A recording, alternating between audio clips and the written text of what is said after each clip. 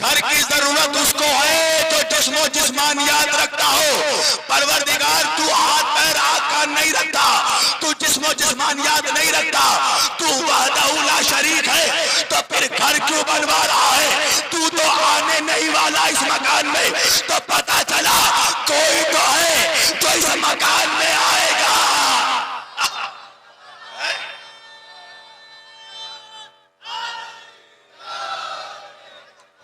कोई तो है जो इस मकान में आएगा। और तवज्जो, मकान भी असली मकान नहीं बना रहा है। कहा है उधारी का मजमा, मकान भी असली मकान नहीं नकली मकान बना रहा है। का क्या मतलब? का असली मकान तो अर्श पर है, बैते मामूर, उसी बैते मामूर की नकल है काबा। अल्लाह नकली घर बनवा रहा है। मैंने कहा परवरदिगार क्या कर रहा है? अरे आखिरी जमाने का मुफ्ती फतवा देगा नकल बनाना जायज नहीं है।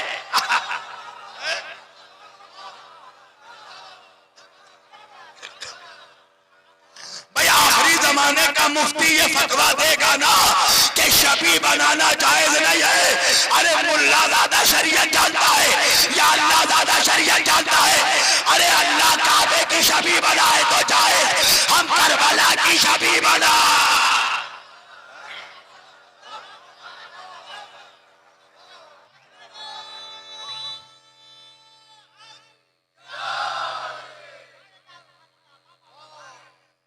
अल्लाह अल्लाह अल्लाह काबे की नकल बना रहा है, बैते मामूर की नकल बना रहा है। और जब इब्राहिम और इस्माइल ने काबा तामीर कर लिया ना, जब काबा बना लिया ना, तो अल्लाह का हुक्म आ गया। फिर चलो कुरान की तरफ। अल्लाह कहता बिस्मिल्लाहिर्रहमानिर्रहीम, तहरा बैती लित्ताइफीना वल आकिफीना व रुक्कई सुजूद। ऐ इब्राहिम, ऐ इस्माइल, इस काबे को पाक रखना। अल्लाह ये नहीं कहता पाक करना, नहीं, तहारा बैती, इस काबे को पाक रखना, काबे को पाक रखना। किसके लिए? लित्ताइफीना, तवाफ करने वालों के लिए, वल आकिफीना, एतिकाफ करने वालों के लिए, व रुकई, रुकू करने वालों के लिए, व सुजूद, और सजदा करने वालों के लिए। तवज्जो करना। अब पता चला अरे ये आयत तदहीर है बैत के लिए, वो आयत तदहीर है अहले बैत के लिए, मगर दोनों में फर्क है। बैत के लिए अल्लाह ने कहा इब्राहिम तुम पाक रखोगे, अहले बैत के लिए कहा हम पाक रखेंगे।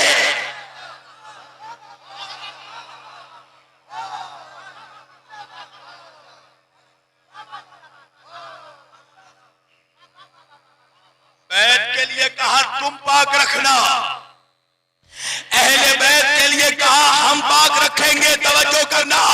तहारा बैती लित्ताइफीना, ऐ इब्राहिम और इस्माइल, इस काबे को पाक रखना। लित्ताइफीना, तवाफ करने वालों के लिए, वल आकिफीना, एतिकाफ करने वालों के लिए। तवज्जो करना। तो अब काबा कब तक रहेगा? कहा काबा कयामत तक रहेगा। तवज्जो करना। तो अगर काबा कयामत तक रहेगा तो फिर मानना पड़ेगा जो लोग काबे को पाक रखेंगे, तवज्जो करना, वो भी कयामत तक रहेंगे। तवज्जो करना। तो काबा का बाकी रहना ये दलील है कि इब्राहिम जिंदा है, और कुरान का बाकी रहना ये दलील है कि मोहम्मद जिंदा है।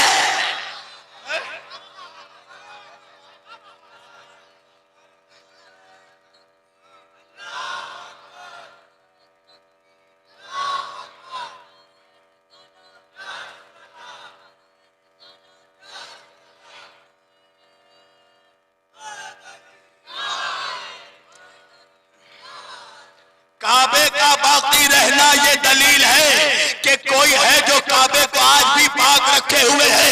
तो कुरान का बाकी रहना भी ये दलील है कि कोई तो वारिस कुरान है, चाहे वो ज़ाहिर हो चाहे वो पर्दा गैब में हो, मगर कोई तो इस दौर का मोहम्मद है जो कुरान को बचाए हुए है। तो अल्लाह ने कहा तहारा बैती, ऐ इब्राहिम, इस काबे को पाक रखना। लित्ताइफीना, तवाफ करने वालों के लिए, वल आकिफीना, एतिकाफ करने वालों के लिए, व रुकई सुजूद, और रुकू और सजदा करने वालों के लिए। अरे सलाम हो इब्राहिम और इस्माइल अमानतदारी पर कि काबे को ऐसा पाक रखा, इब्राहिम ने काबे को ऐसा पाक रखा कि आज हजारों हजार बरस गुजर गए मगर आज भी कोई काफिर काबे के करीब नहीं जा सकता। तवज्जो करना, अगर कोई मुशरिक, अगर कोई काफिर जिद्दा एयरपोर्ट पर भी चला जाए तो उसको वापस कर दिया जाएगा। तो इब्राहिम ने काबे को ऐसा पाक रखा कि आज तक कोई काफिर काबे के करीब नहीं गया, काबे के अंदर नहीं गया। अब मेरा सवाल यह है कि अच्छा ये तो पता चल गया कि काफिर कभी काबे के पास नहीं आया, मगर क्या कभी ऐसा हुआ कि काबा चलकर काफिर के घर आया हो? क्या कभी ऐसा हुआ कि काबा चलकर काफिर के घर आया हो? कहने लगे ऐसा कभी नहीं हुआ। मैंने कहा मौलवी होश के नाखून ने, अरे जिस इब्राहिम को, जिस काबे को इब्राहिम पाक रखे वो तो काफिर के घर नहीं आता, और जिस मोहम्मद को अल्लाह पाक रखे वो काफिर के गोद में कैसे?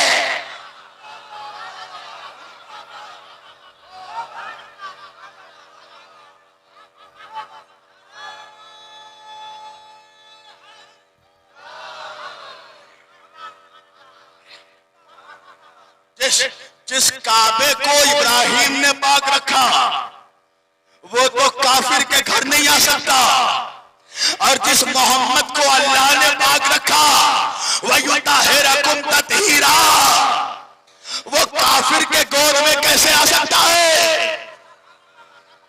कहां है मुबल्लिगीन इस्लाम? इब्राहिम पाक रखना, तवज्जो, काबे को पाक रखना तो इब्राहिम की जिम्मेदारी है ना, काबे को पाक रखे। अल्लाह की जिम्मेदारी है कि मोहम्मद को पाक रखे। तो काफिर के घर कभी काबा नहीं आया, तो काफिर के घर मोहम्मद कैसे आ सकता है? और ताज्जुब तो यही है मौलवियों कि तुमने जिस अबू तालिब को काफिर कहा उसी के हरम के लिए काबे की दीवार ने फट कर रास्ता दे दिया।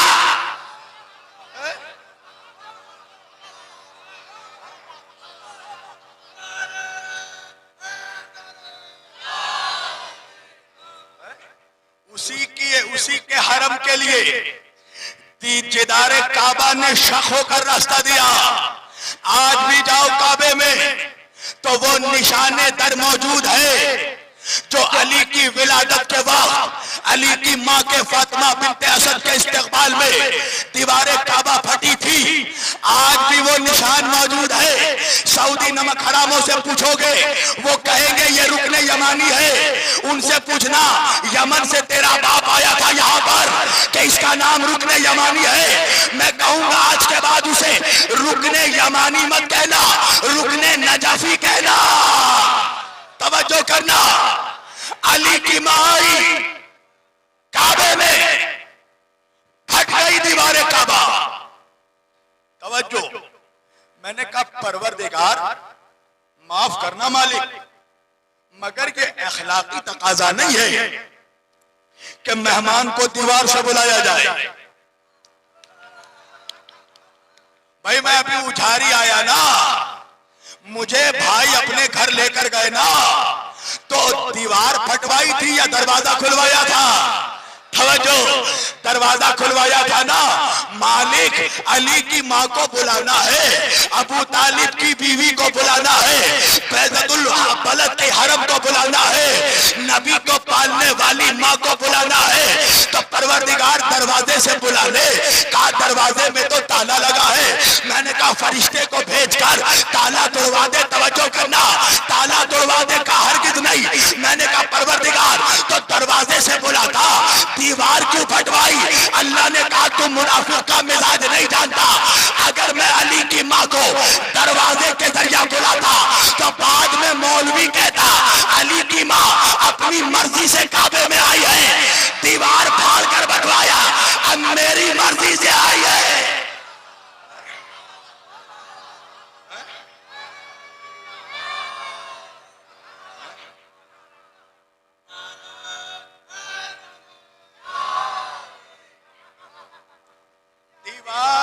दीवार फटवा कर बता दिया। अब से नहीं, अल्लाह की मर्जी से आई है। अपनी मर्जी से कोई पाको पाकीज़ा, कोई शरीफ औरत ऐसी रातों को घर से नहीं निकलती, तवज्जो करना। और ये कोई आम बीवी नहीं है, ये बैजतुल बलद की बीवी है, ये वारिसे काबा की बीवी है, ये रईस मक्का की बीवी है, ये सरदार मक्का की बीवी है, ये सैयदुल अरब वल अजम की बीवी है, ये सैयदुल हरम की बीवी है, ये सैयद बता की बीवी है, ये वो बीवी है, ये वो शहजादी है जिसने अपने गोद में नबूवत के शहंशाह को पाला और अपने वतन से विलायत के शहंशाह को जन्म दिया। मैंने कहा बीवी, ऐसी रातों को कोई शरीफ औरत अपने घर से निकलकर काबे में नहीं जाती। ये क्या सबब है कि आधी रात को आप घर से निकलकर काबे को जा रही है? शायर ने दो जवाब दिया कि दो ही वजह हो सकते हैं, दो ही वजह हो सकते हैं। ऐसी रातों को निकलता नहीं घर से कोई। किस तरह बिनते असद तुमको गवारा होगा, किस तरह बिनते असद तुमको गवारा होगा। दो ही बातें समझ में आई शायर की कि या तो तनवीरे इमामत के इशारे पे चली, या तुम्हें खाने काबा ने पुकारा होगा।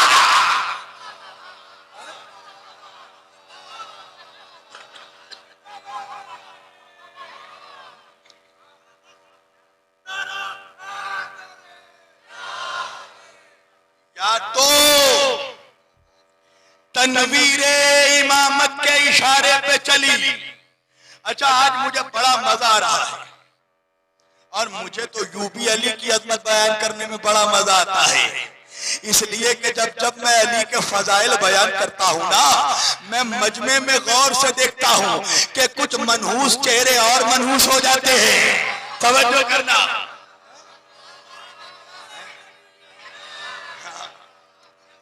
हमें तो दोस्तों को हंसाने में भी मजा आता है, दुश्मनों को जलाने में भी मजा आता है। तवज्जो, या तो तनवीरे इमामत के इशारे पे चली, या तुम्हें खानाए काबा ने पुकारा होगा।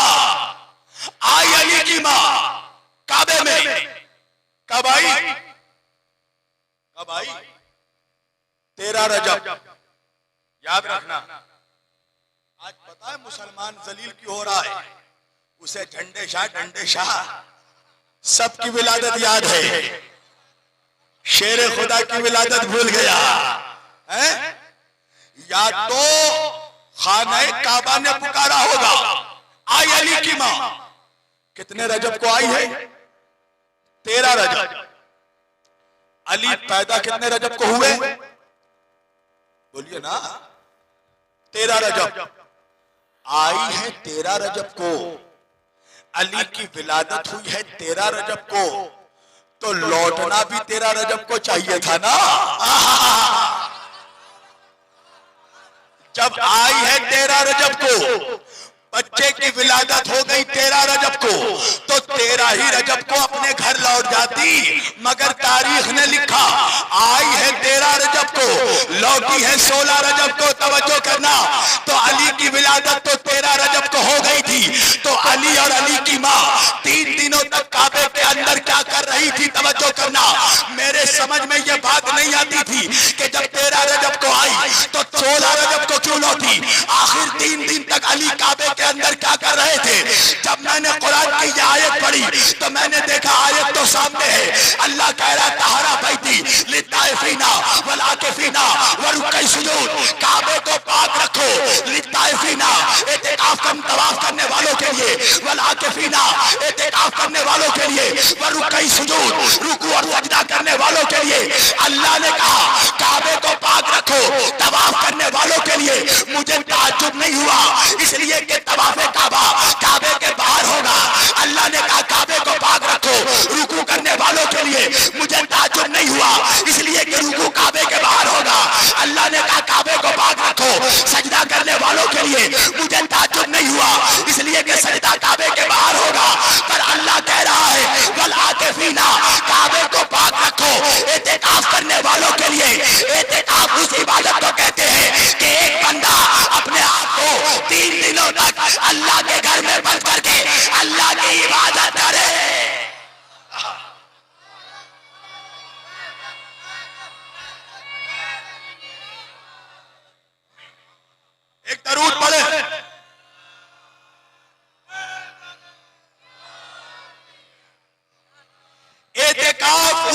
इबादत को कहते हैं कि एक बंदा अपने आप को खुदा के घर में 3 दिनों तक बंद करके अल्लाह की इबादत करे।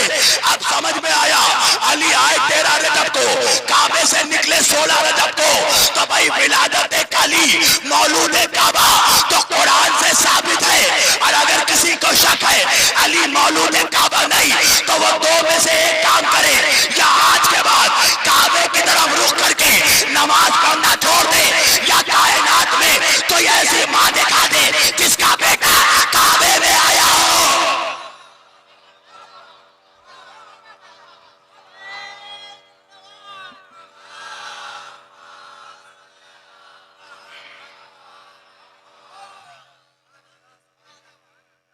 ये अहले बैत की अजमतों के लिए ये जो नारा लगता है ना कुरान काफी, मैं कहता हूं कुरान काफी है। अहले बैत की अजमत को साबित करने के लिए कुरान काफी है।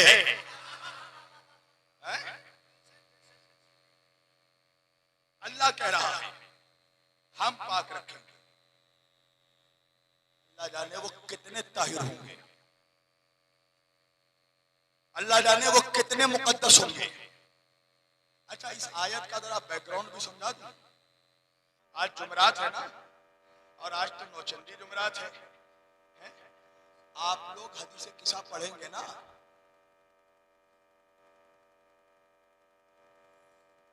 अल्लाह जाने अहले बैत की दुश्मनी ने मुसलमानों को किस हद तक जलील कर दिया। हदीस किस्सा जैसी नेमत से मुसलमान महरूम हो गया। खुदा की पता भी नहीं है। मुझे एक मजलिस की जरूरत है कि मैं अजमत हदीस किस्सा पढ़ सकूं। बहरहाल बिल्कुल शॉर्ट में आपको समझाता हूं इसका शान नुज़ूल। हुआ क्या, अल्लाह के रसूल ने अपने जिस्म मुबारक में ज़ौफ़ महसूस किया। अब देखिए, ये अहले बैत की जो बीमारी है ना, हम जो कह देते हैं बीमार करबला, अहले बैत की बीमारी भी बीमारी नहीं है।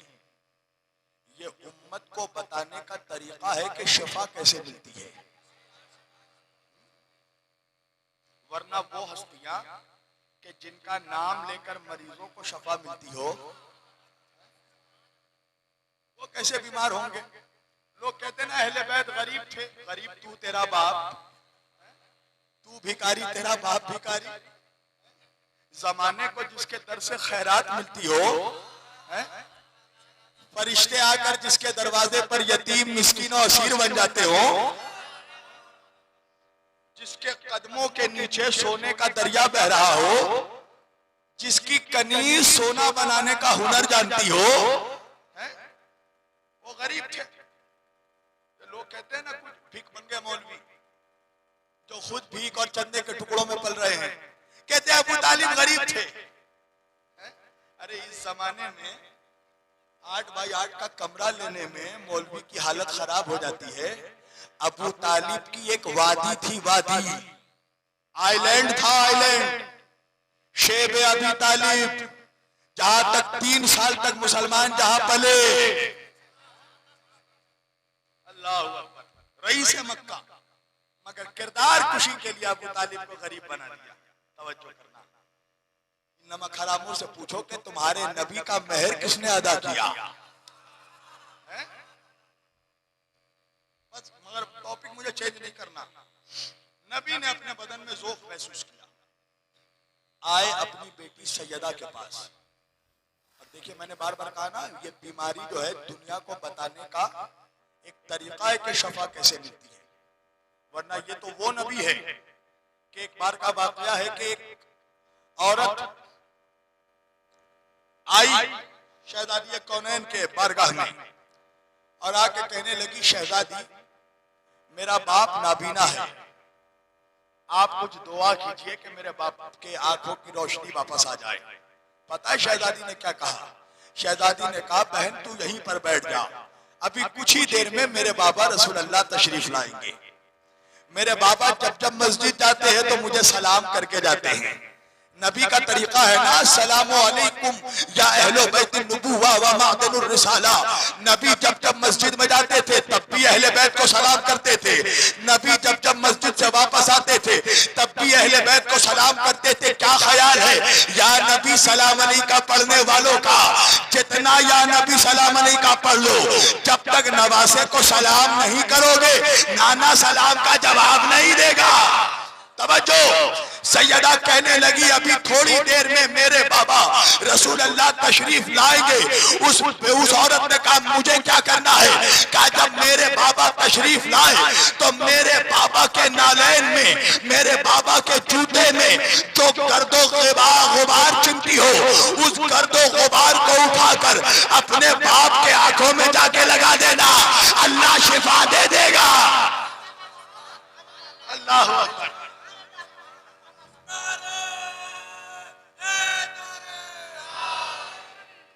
जिस रसूल के नालैन से लिपटी हुई धूल नाबीना को बीना कर दे उसे शरीयत में मुस्तफा कहते हैं।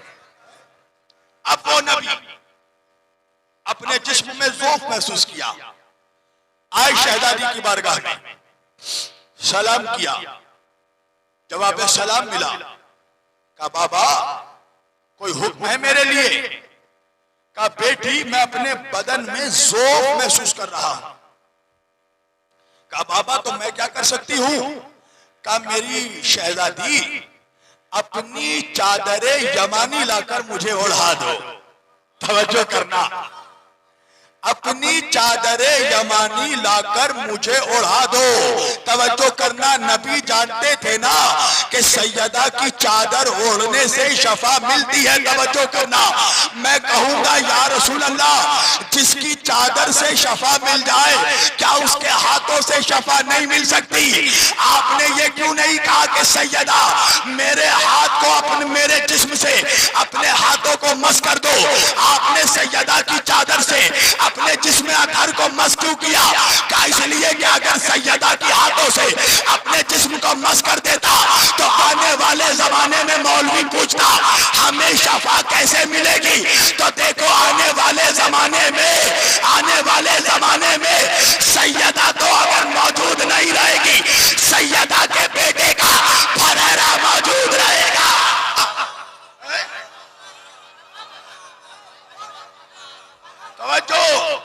तवज्जो भाई, हर का नसीब हूर जैसा थोड़ी है। चादर तो बहुत दूर, रुमाले ज़हरा हर किसी को नसीब नहीं हुआ। तवज्जो का बेटी मुझे चादरे यमानी, किसाई यमानी लाकर उड़ा दो। सुनिएगा मेरे साथ, नबी को कमरे में शहजादी कौनैन ने चादर यमानी लाकर उठा दी। आप सब जानते हैं हदीस किस्सा, चलते रहिए मेरे साथ। क्या हुआ? का थोड़ी देर गुजरे, इतने में मौला हसन घर में तशरीफ लाए। सलाम किया, सलाम अलैका या उम्मा हो। जवाब मिला, जवाब सलाम मिला। एक मर्तबा मौला हसन का फिक्रा क्या है? अम्मा आला इन्नी अशुम्मो इंदकी राइहतन, तो ये बता कान्ना राइहतु जद्दी रसूलिल्लाह। अम्मा मैं ऐसी खुशबू महसूस कर रहा हूं गोया वो खुशबू जिसमें रिसालत माफ की हो। तवज्जो करना, गोया वो खुशबू नबी के, मेरे नाना रसूल अल्लाह के जिस्म की खुशबू हो। शहजादी ने कहा हसन तुम्हारे नाना कमरे के अंदर चादरे यमानी ओढ़े आराम कर रहे हैं, क्या हुआ? मौला हसन कमरे में दाखिल हुए, सलाम किया, सलाम अलैका या जद्दी या रसूल अल्लाह, आप पर मेरा सलाम हो। पलट कर जवाब दिया वालेकुमुस्सलाम या सैयदा शबाबिल अहलिल जन्नह, ऐ जन्नत के नौजवानों के सैयद और सरदार, तुझ पर भी मेरा सलाम हो। मौला हसन ने कहा नाना इजाजत है मैं चादर के अंदर आ सकता हूँ? मेरी तरफ देखना नौजवानों, इजाजत है चादर के अंदर आ सकता हूँ? आजा मेरे लाल हसन, आजा चादर के अंदर। मौला हसन चादर के अंदर दाखिल हुए। कुछ देर गुजरी, मौला हुसैन घर में आए। माँ को सलाम किया, जवाब सलाम मिला। इमाम हसन ने जो जुमला कहा, इमाम हुसैन ने भी वही जुमला कहा, क़ाला इन्नी अशुम्मु इंदकी रायहतन तय्यबतन कान्ना रायहतु जद्दी रसूलुल्लाह। अम्मा जान, मैं ऐसी खुशबू महसूस कर रहा हूँ जैसे वो खुशबू मेरे नाना जान रसूलुल्लाह के जिस्म अतर की हो। हाँ मेरे लाल, तुम्हारे नाना कमरे के अंदर तुम्हारे बड़े भाई हसन के साथ चादर जमानी ओढ़े आराम कर रहे हैं। मौला हुसैन भी कमरे के अंदर गए, सलाम किया, अस्सलामु अलैका या रसूल अल्लाह। जवाब सलाम मिला, व अलैकुम सलाम या कुर्रतुल ऐनैन रसूलुल्लाह। ऐ नबी के मेरे आंखों की ठंडक हुसैन, तुझ पर भी मेरा सलाम। नाना इजाजत है चादर के अंदर आ सकता हूँ? कहा जा मेरे लाल। हुसैन भी चादर के अंदर गए। अब कुछ देर और गुजरी, मौला अली तशरीफ लाए, वही जुमला, क़ाला इन्नी अशुम्मु इंदकी रायहतन तय्यबतन कान्ना रायहतु अखी वब्न रसूलुल्लाह। मैं ऐसी खुशबू पा रहा हूँ कि खुशबू मेरे भाई रसूलुल्लाह की है। तवज्जो करना, जब मौला हसन आए, मौला हसन ने कहा मुझे नाना की खुशबू महसूस हो रही है। मुझे ताज्जुब नहीं हुआ, इसलिए कि चादर के अंदर रसूलुल्लाह अकेले मौजूद थे। मगर जब हुसैन आए, कहा नाना की खुशबू पा रहा हूँ। अब ताज्जुब हुआ, चादर के अंदर रसूलुल्लाह अकेले नहीं, हसन भी मौजूद थे। जब मौला अली आए, कहा मुझे रसूलुल्लाह की खुशबू महसूस हो रही है। चादर के अंदर हुसैन भी मौजूद थे। अहले बैत ने बता दिया, जो खुशबू नबी के जिस्म में, वही खुशबू अहले बैत।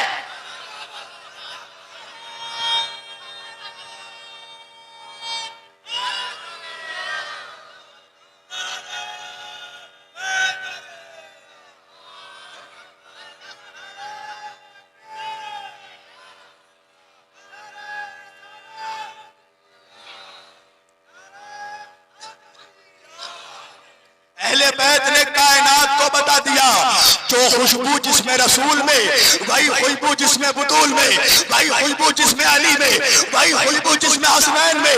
अब सैयदा भी आई। एक मर्तबा सैयदा भी कमरे में दाखिल होकर कहने लगी, या मेरे बाबा, क्या मुझे भी इजाजत है मैं चादर के अंदर आ जाऊं? तवज्जो करना, अरे तमाम के तमाम अहले बैत आने के बाद नबी से इजाजत मांग रहे हैं। इजाजत है कि चादर के अंदर आ जाओ।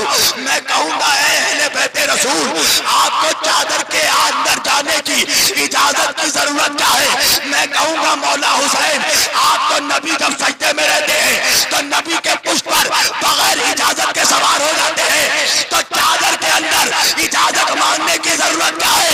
अहले बैत ने बताया कि यही तो मुफ्तियों को बताना चाहता हूँ। जब हम नबी के सगे अहले बैत होकर बगैर इजाजत के चादर के अंदर नहीं जा सकते, तो उम्मत जन्नत के अंदर क्या जाएगी?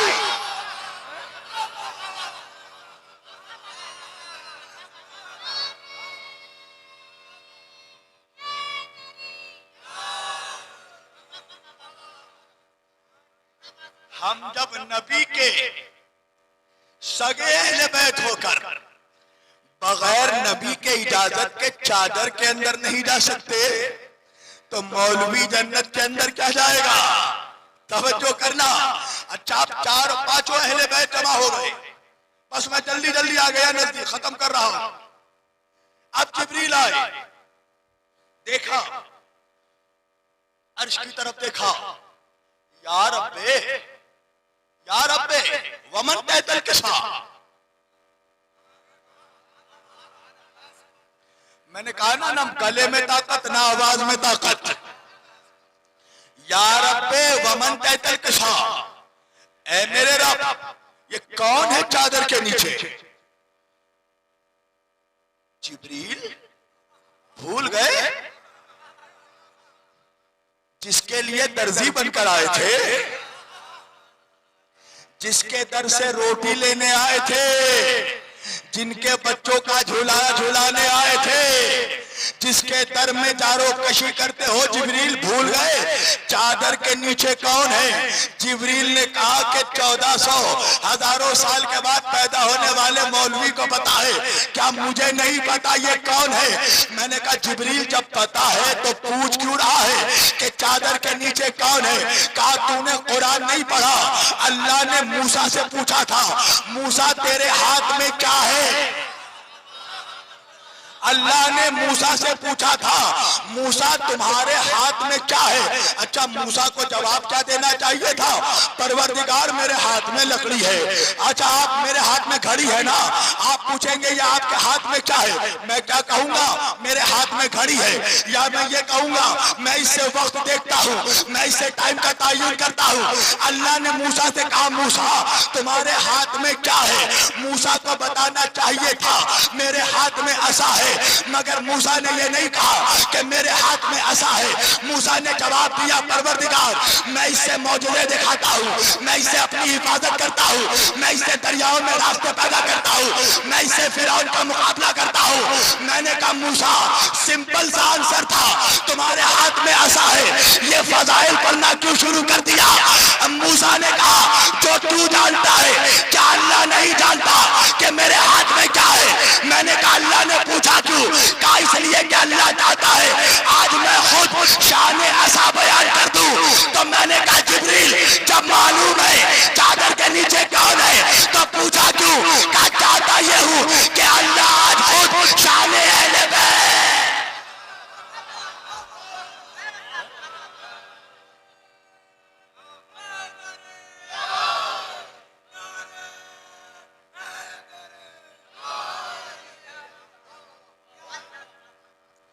चाहता ये हूं। अच्छा, जो लोग गालों में हाथ डालकर देख रहे हैं ना, अल्लाह जाने वो मेरा चेहरा देख रहे हैं या अपनी बदनसीबी देख रहे हैं। है तवज्जो करना, अली के नाम पर बोलना ये खुशनसीबों की बात है।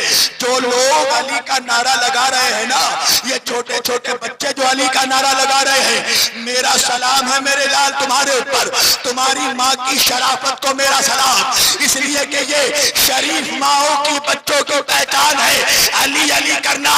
बच्चलन माओ की औलादे अली का नारा नहीं लगाती।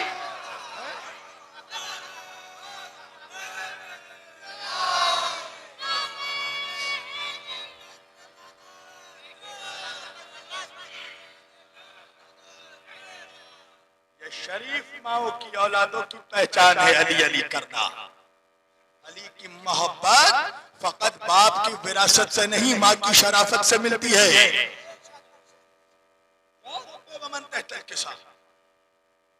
कौन है चादर के नीचे? अल्लाह ने भी कसीदा पढ़ना शुरू कर दिया। क़ाल अल्लाहु यअलमु या मलाइकती व इज़्ज़ती व जलाली इन्नी मा खलक़तु समाअ मबनिया वला अर्ज़ मदहिया वला क़मरन मुनीरा वला शम्सन मुज़िया वला फलकन यदूरु वला बहरन यजरी वला फुल्कन यसरी इल्ला फी महब्बति हाउलाइल खम्सतिल लज़ीना हुम बैतल किसा। ऐ मेरे कायनात की इज्जतो, ऐ मेरी जलालतो, ऐ गुरोहे अंबिया और मलाइका, ऐ तमाम मखलूक़ात, तुम सबके सब गवाह हो जाओ। मैंने जो ये अर्श का शामियाना बिछाया, मैंने जो जमीनों का फर्श बिछाया, मैंने जो सूरज को रोशनी दी, मैंने जो चांद को चांदनी दी, मैंने जो कौनो मका बनाया, इन पांचों के सदक़े में जो चादर के नीचे है, तवज्जो करना, जो चादर के नीचे है, मैंने कहा परवरदिगार ये क्या बात हुई? मोहब्बत तू अहले बैत से करता है, रोशनी सूरज को देता है, मोहब्बत अहले बैत से करता है, चांदनी चांद को देता है, मोहब्बत अहले बैत से करता है, बुलंदी आसमानों को देता है, मोहब्बत अहले बैत से करता है, जमीन का फर्श बिछाता है, मोहब्बत अहले बैत से करता है, दरियाओं को बहाता है। आखिर सबब क्या है? अल्लाह ने कहा मैं मोहब्बत का तरीका समझाना चाहता हूँ कि जिससे भी मोहब्बत करो तो मोहब्बत के लिए शर्त यह है कि जिससे मोहब्बत करो उसकी याद में कुछ बनाओ। जिससे भी मोहब्बत करो उसकी मोहब्बत में कुछ ना कुछ बनाओ। मैंने कहा परवरदिगार अंदाज़े मोहब्बत समझ में आ गई, मगर मेरे मालिक तू जिनसे मोहब्बत करता है हम भी उनसे मोहब्बत करते हैं, तू भी पंजतन से मोहब्बत करता है हम भी पंजतन से मोहब्बत करते हैं, मगर तू खुदा ठहरा हम बंदे ठहरे। तूने पंजतन से मोहब्बत की तो सूरज बना दिया, चांद बना दिया, जमीन बना दिया, आसमान बना दिया। मालिक हम बंदे हैं, हम चांद ना बना सके, हम सूरज ना बना सके, मगर ताजिया हमने बनाया, आलम हमने बनाया।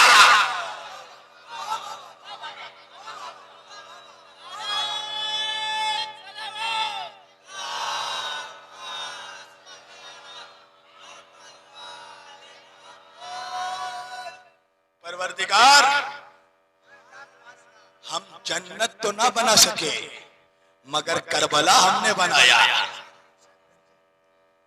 मालिक हम लोगों को कौसर तो ना पिला सके मगर मुहर्रम में सबील हमने पिलाया। मालिक हम लिवाउल हम्द तो ना बना सके मगर अब्बास का फरेरा हमने बनाया। ये शर्त मोहब्बत है। बस समेट दिया मैंने। जिससे मोहब्बत करो उसकी याद में कुछ बनाओ। मोहब्बत जुबानी नहीं होता। अगर मोहब्बत फकत जुबानी, लोग कहते हैं हम दिल से मोहब्बत करते हैं। तू हनुमान है जो तेरा सीना चीर कर देखूंगा तेरे दिल में क्या है। अगर मोहब्बत फकत दिल से काफी होती तो नमाज की जरूरत ही नहीं होती।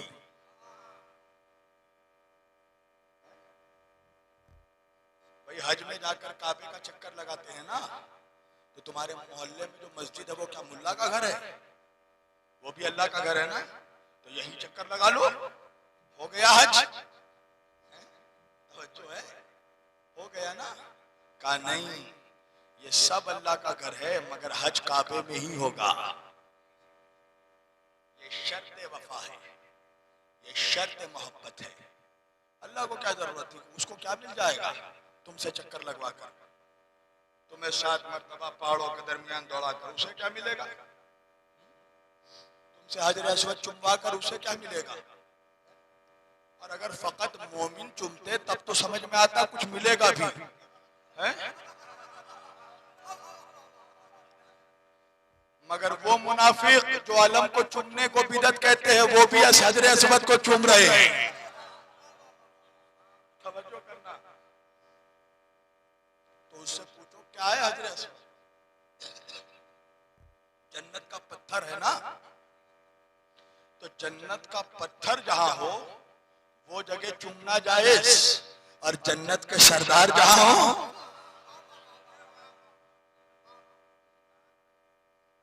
समेट दिया मैंने।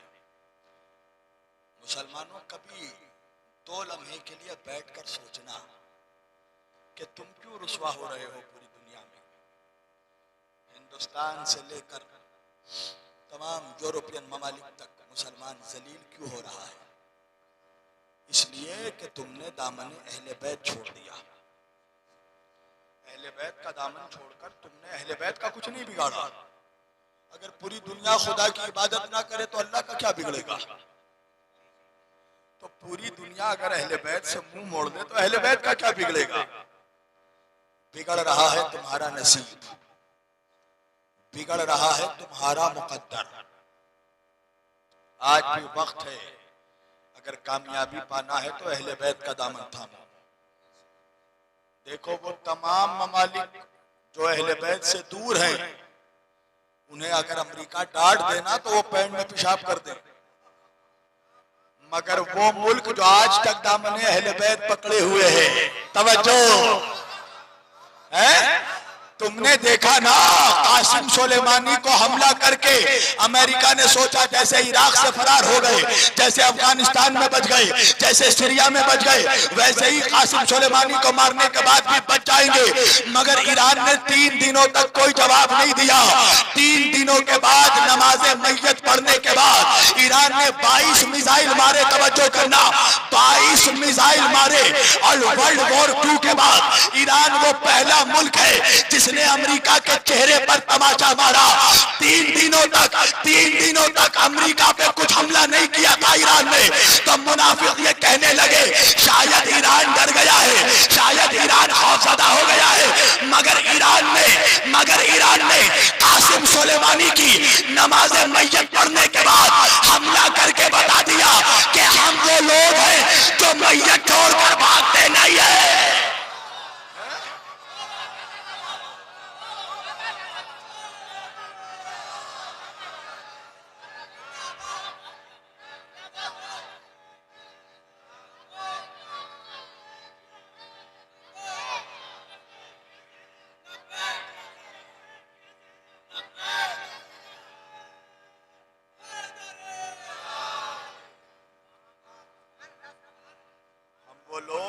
जनाजा छोड़कर भागते नहीं हैं, नमाज मैयत अदा करने के बाद हमला किया। ये ताकत क्या है? ये तमाम हिंदुस्तान के न्यूज चैनल वाले कंपैरिजन कर रहे थे। 3 दिनों तक खूब तमाशा किया है चैनल वालों ने। अमेरिका के पास इतना न्यूक्लियर है, ईरान के पास कोई न्यूक्लियर नहीं। अमेरिका के पास इतने मिसाइल है, ईरान के पास इतने कम। अमेरिका के पास इतने हेलीकॉप्टर है, ईरान के पास इतने कम। मवाजना किए जा रहा था, मगर जैसे ही ईरान ने हमला किया, वो कहते हैं ना, वो दौर चले गए जब खलील मियां फाख्ता उड़ाया करते थे। सबों के चेहरे मनहूस की तरह और मनहूस हो गए। ये क्या हो गया? ये ताकत कहां से मिली? ये ताकत इस फर्श अज़ा से मिली है। ये ताकत इश्क़ अली से मिला है। ये इश्क़ अली है जो बेज़र को बूज़र बना देता है, जो फकीर को कम्बर बना देता है, जो सरेदार एक बूढ़े को मिसमे तम्मार बना देता है। ये हौसला इश्क़ अली से मिलता है। आज भी मुसलमानों, इश्क़ अली का दामन थाम लो। किसकी क्या औकात है कि तुम्हें मिटा सके? तुमने अली को छोड़कर अपना नुकसान किया। तुम नबी के कौल को फरामोश कर गए। नबी ने क्या मांगा था उम्मत से? कुछ मांगा था? कुछ नहीं मांगा। सब कुछ दिया है नबी ने। नमाज दिया, कुरान दिया, दीन दिया, क़िबला दिया, शरीयत दी, सब कुछ दिया। एक चीज मांगी थी, मेरे बच्चों का ख्याल रखना, मेरे अहले बैत से मोहब्बत करना। यही मोहब्बत किया तुमने कि अभी नबी को गुजरे हुए 6 महीने भी नहीं गुजरे, नबी की बेटी असा लेकर चलने लगी। कभी सोचा कि एक जवान लड़की असा लेकर चल रही है? बादे रसूल कभी नबी की बेटी को किसी ने मुस्कुराते नहीं देखा। सैयदा हमेशा रोती रहती थी। एक रोज पता है, जब जब अली घर आते थे बादे रसूल, 3 महीनों तक तकरीबन, अली जब घर आते थे क्या देखते थे? सैयदा दरवाजे के पहलू में बैठी है। जब भी अली घर आते थे, बीबी को दरवाजे के पहलू में पाते थे। 3 महीनों के बाद एक रोज अली जब घर तशरीफ लाए, देखा सैयदा दरवाजे के पहलू में बैठी हैं। अली का दिल तड़प गया। कहा सैयदा, मेरे समझ में ये बात नहीं आती। मैं जब भी घर आता हूं, मैं देख रहा हूं बादे रसूल आप हमेशा दरवाजे के पहलू में बैठी रहती हैं। नबी को गुजरे कई महीने हो गए, मगर आप दरवाजे के पहलू में बैठी रहती है। सैयदा, सबब क्या है? सुन सकोगे अपनी बीबी का जवाब? शहजादी कहने लगी, अली मैं अब तक इंतजार कर रही हूं, कोई तो आकर मुझे मेरे बाबा का पुरसा दे दे।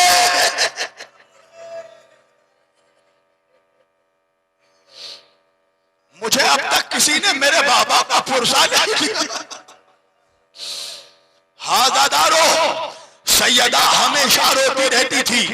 एक रोज अली घर में तशरीफ लाए, रात का वक्त था, सैयदा रो रही थी। अली ने सैयदा को रोते देखा। कहा सैयदा, मेरी आपसे एक गुजारिश है। कहा अबुल हसन कहिए क्या गुजारिश है? कहा आप बुलंद आवाज से ना रोया करे। हाजिजो, फातिमा का दिल तड़प गया, मौला का चेहरा देखा। कहा या अली आप ऐसा क्यों कहते हैं? क्या मैं अपने बाबा को रो नहीं सकती? अली ने कहा सैयदा, मुझे कोई परेशानी नहीं है, मगर मोहल्ले के मुसलमानों ने शिकायत की है। अली फातिमा से कह दीजिए रात को बुलंद आवाज से न रोया करे, हमारे नींद में खलल पड़ती है। आदादारो, सैयदा ने ये जुमला सुना, एक मर्तबा तड़प कर कहा अली मुसलमानों से कह दीजिए अब नबी की बेटी उनके दरमियान सादार से नहीं रहने वाली।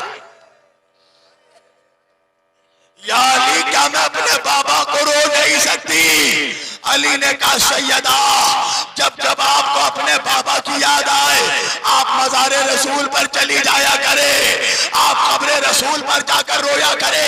सुन सकोगे अज़ादारों, उस रोज के बाद सैयदा को जब जब रसूल अल्लाह की याद आती थी ना, सैयदा मज़ारे रसूल के करीब जाकर एक दरख्त के नीचे बैठ जाती थी और दरख्त के साए में बैठकर अपने बाबा रसूल अल्लाह को रोया करती थी।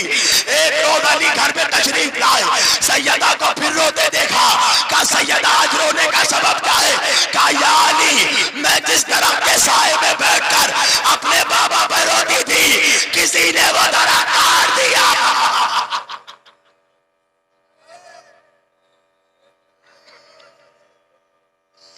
अब मैं अपने बाबा पे कहा रो? हाँ दादारो, अली ने कहा सैयदा, मैं मज़ारे रसूल के करीब एक हुजरा तामीर करूंगा, एक बैतुल हुस्न तामीर करूंगा, आप अपने बाबा पे वहां पे रोया करें।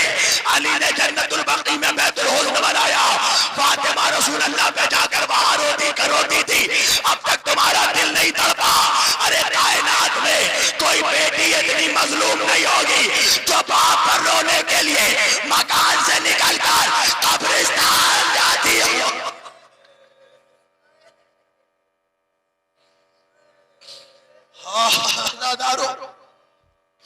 सैयदा ने एक बार तड़प कर अली से कहा या अली, अब हम अहले बैत पर वो दिन आ गया कि हमें कोई रास्ते में देखता है तो बादे रसूल हम अहले बैत को कोई सलाम नहीं करता। अली ने तड़प कर कहा सैयदा, अब तो दिन वो आ गया कि अली किसी को सलाम करता है तो कोई अली को जवाब सलाम।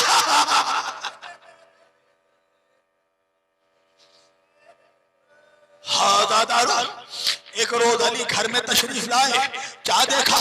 सैयदा के चेहरे पर एक हल्की सी मुस्कुराहट थी। कहा सैयदा, मैंने आपको बादे रसूल कभी मुस्कुराते नहीं देखा, आज मुस्कुराने का सबब क्या है?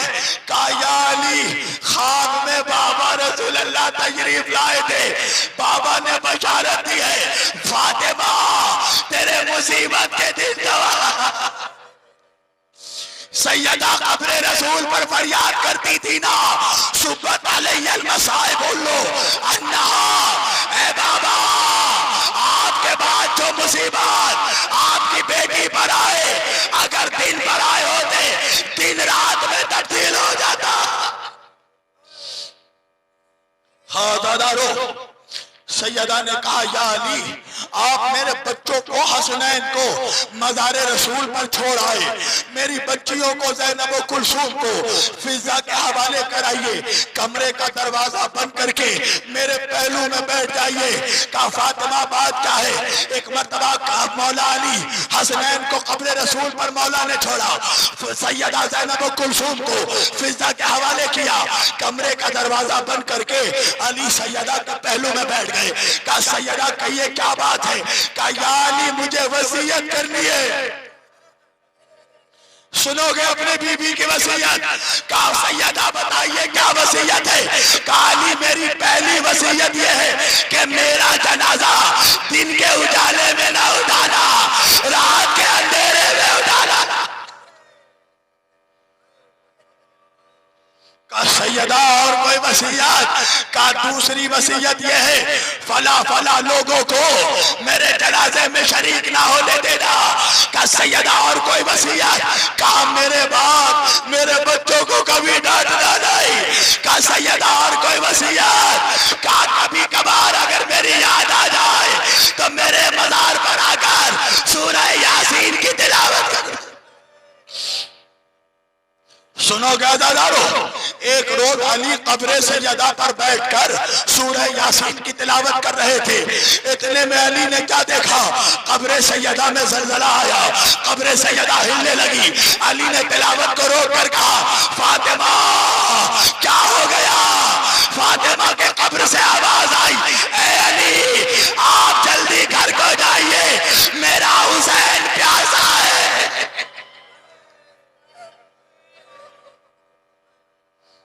मेरे हुसैन को प्यास लगी है। हाँ दादारो, बस 2 मिनट मैंने तमाम कर दिया। वसीयत तमाम हो गई। अली मस्जिद को चले गए। सैयदा ने फिजा को बुलाया, कहा फिजा कमरे का दरवाजा बंद करके कमरे के पहलू में बैठ जा, मैं मुसल्ला इबादत पे जा रही हूँ। जब तक अल्लाह अकबर की आवाज आती रहे समझ जाना तेरे शहजादी की सांसें चल रही है। जब तक तस्बीह की आवाज आती रहे समझना तेरी शहजादी की आवाज सांसें चल रही है। जब आवाज आना बंद हो जाए अली को जाकर खबर कर देना। का शहजादी और कोई हो? का जब मेरे बच्चे मेरी जाना मेरे मौत की खबर सुनकर घर आए ना तो पहले उन्हें कुछ खिला देना, पहले उन्हें जरा पानी पिला देना। मेरे हुसैन को प्यास बहुत लगती है। हाँ दादारो, कमरे का दरवाजा बंद हुआ। फिजा कमरे के दरवाजे के पहलू में बैठ गई।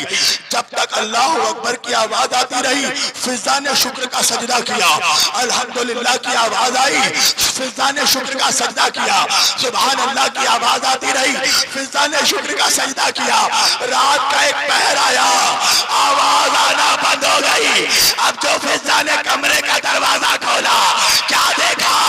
अरे मेहराब इबादत, अरे रसूल की बेटी। एक मर्तबा कमरे से फिजा निकली, मस्जिद की तरफ दौड़ी। क्या देखा? अली मुसल्ले पे खड़े हैं। फिजा को समझ नहीं आया अली को पैगाम कैसे दे। एक मर्तबा चीख कर फिजा ने कहा, इन्ना लिल्लाह व इन्ना इलैहि राजिऊन। अली ने मुसल्ला छोड़ा। एक मर्तबा घर आए, क्या देखा? मुसल्ला इबादत पर जहरा की रूह परवाज हो चुकी है। हाँ दादारो, बस मैं 2 मिनट तमाम कर रहा हूँ। सैयदा के जनाजे को गुस्ल दिया ना अली ने। अली की एक मर्तबा चीख की आवाज आई, बस मैंने तमाम कर दिया। तुम्हारे रोने के लिए यही काफी है। तारीख में 3 लोगों की चीख मशहूर है। एक उस गस्साला की चीख निकल गई थी जिसने जिंदान में सकीना को गुस्ल दिया था। एक इमाम बाकर की चीख निकली थी जब सैयद सज्जाद को गुस्ल दिया। एक अली की चीख निकली जब फातिमा को। सलमान ने चीख की आवाज सुनी।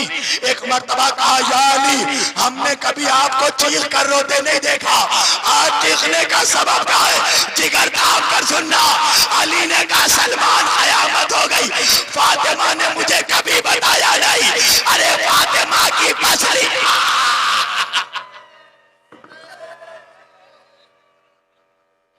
अब समझ आया सैयदा आशा लेकर क्यों चलती थी। हाँ दादारो, बस 2 मिनट तमाम कर दिया। बच्चों को खबर मिली। एक मर्तबा बच्चे घर में आए। फिजा ने रास्ता रोका, कहा बच्चों जरा कुछ खा लो, कुछ पी लो। बच्चों ने कहा जब तक अम्मा का चेहरा ना देखेंगे ना कुछ खाएंगे ना कुछ पिएंगे। हुजरे का दरवाजा खुला, सुनो गया दादारो। मौला हुसैन कमरे में दाखिल हो गए, शहजादी ज़ैनब कमरे में दाखिल हो गई, शहजादी कुलसूम कमरे में दाखिल हो गई। मगर मेरा मौला हुसैन कमरे के दरवाजे में मौला खड़े हो गए। फिजा ने कहा, हुसैन माँ के करीब क्यों नहीं जाते? कहा फिजा, उस वक्त तक अम्मा के करीब नहीं जाऊंगा